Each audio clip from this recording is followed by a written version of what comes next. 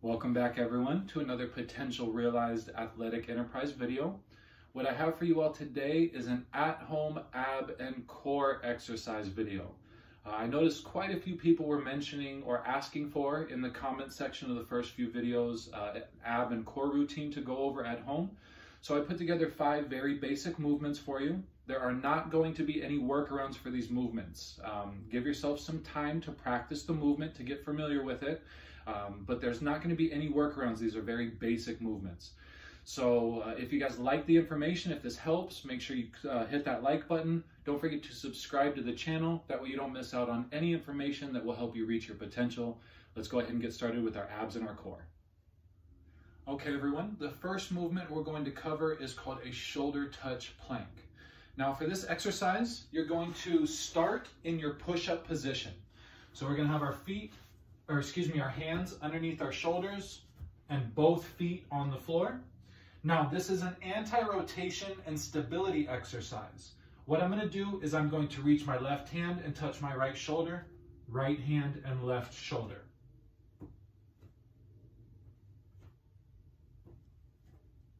Now a couple of things we want to avoid, or a couple of common mistakes: rolling too far out to the side.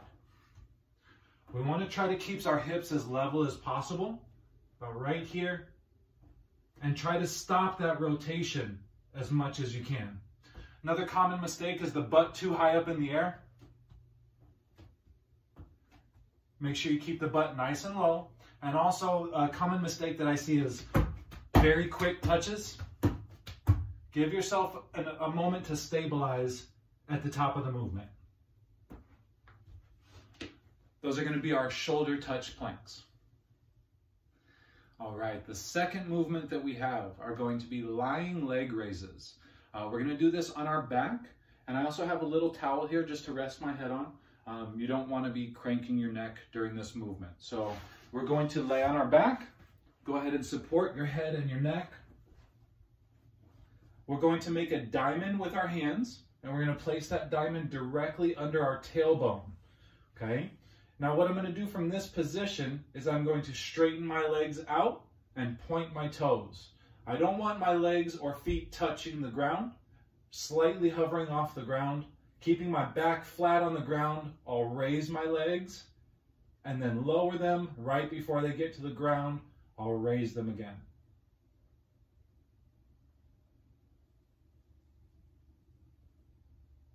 Now with this one, make sure you keep your legs straight. We're not bringing our knees in and then going out this way. Keep the legs straight, point up towards the ceiling, and then back down again. Also make sure you don't arch your back as you go through the movement. You want to keep that back flat on the ground.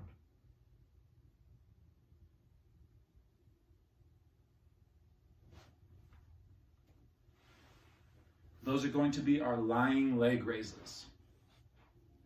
All right, our third movement is what's called a bird dog. So this is a pretty unique exercise.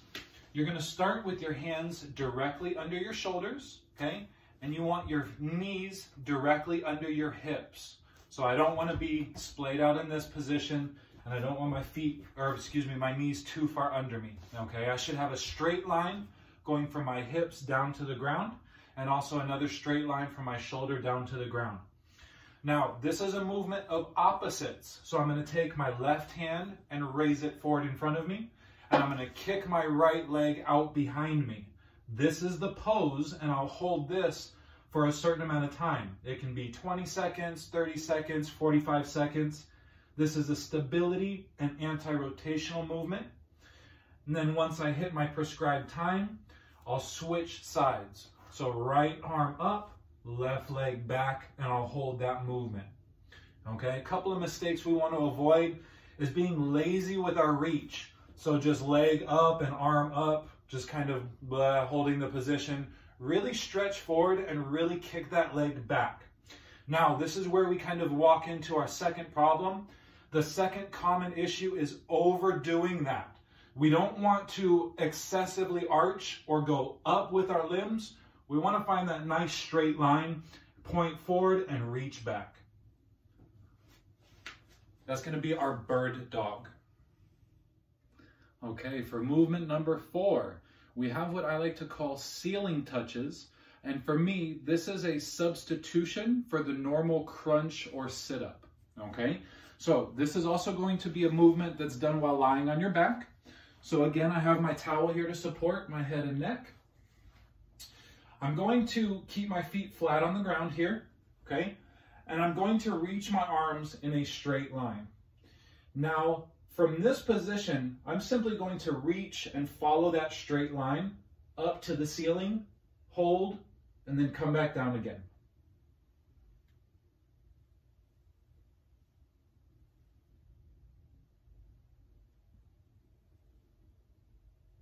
Now this is really, really good for your upper abdominals. And the reason I like this instead of the crunch, when you go to crunch, a lot of times you'll crank your neck in this position. Very uncomfortable, not really safe for the neck. Now a couple things we want to avoid for this position, again, is overly arching that lower back, okay? We want to make sure our back stays flat on the ground, and also don't reach forward. You want to reach straight up and don't bounce. Reach up, hold with control, come back down with control, reach up with control, and come back down with control. Ugh. Those are going to be our ceiling touches. All right, everyone, for our 5th and final movement, we have what's called a dead bug. Now, this is also a movement you'll be doing while lying on your back. And similar to the bird dog, this is an opposition movement. So while my right arm moves, my left leg will move. So you're going to have opposing limbs on this one as well. So I'm going to start lying on my back, okay? I'm going to bring my knees up to that 90-degree angle, and my hands are going to go straight up in the air.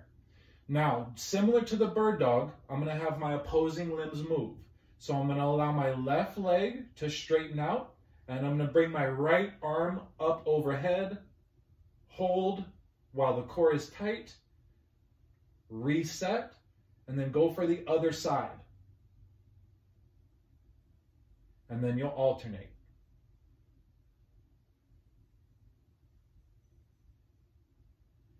Now with this movement, there aren't too many common mistakes. This is a movement that takes some time to understand the coordination. So don't feel weird if you're doing, you can't necessarily figure out what needs to go where, or if you start to extend and one hand drops and you realize that you have to bring it back up again and you're kind of down here figuring out the movement. This is a movement that takes some practice and some coordination. So rather than common mistakes, you don't really see too many common mistakes with this movement. You just see kind of a little bit of coordination issue. So take your time with this movement, really flow through it. Don't put too much pressure on yourself if you're not getting it right the first couple of times. Just stick with it. This is a very, very beneficial movement. Okay, everyone, so we have 5 really, really good and solid at-home ab and core movements. This will help you with upper abs, lower abs, anti-rotation, stability, as well as your obliques. So this will hit all 5 areas. Now, you have 5 solid exercises. You can go ahead and kind of do all exercises back to back to back. You can start at 2 sets, work your way all the way up to 5 or 6 sets.